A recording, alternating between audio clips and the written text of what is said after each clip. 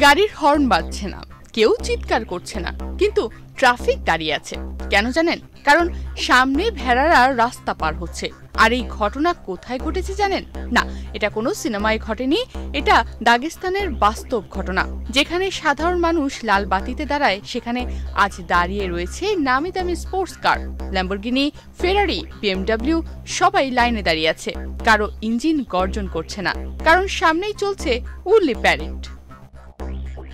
আচ্ছা, এই উর্লি প্যারেডটা কি? এই উর্লি প্যারেড হলো ভেড়াদের প্যারেড। তার মানে এক পালে অনেকগুলো ভেড়া যখন রাস্তা দিয়ে হাঁটে, আর এই ভেড়ারা যখন রাস্তা দিয়ে হেঁটে যায়, তখন মানুষের গাড়িকে অবশ্যই থমকে যেতে হয়, কারণ ওখানে রাস্তায় রাজা ভেড়ারা, মানুষ নয়।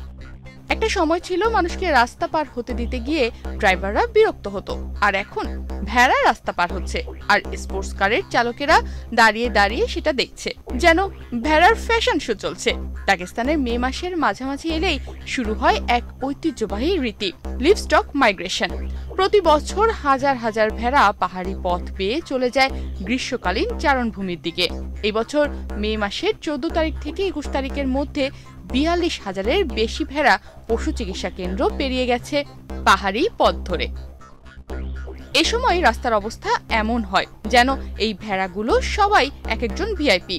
ওরা যদি রাস্তায় নামে, স্পোর্টস কারও থামতে বাধ্য। সাধারণত ট্রাফিক আইন বলে মানুষ আগে, কিন্তু দাগেস্তানের ট্রাফিক আইন বলে ভেড়া আগে।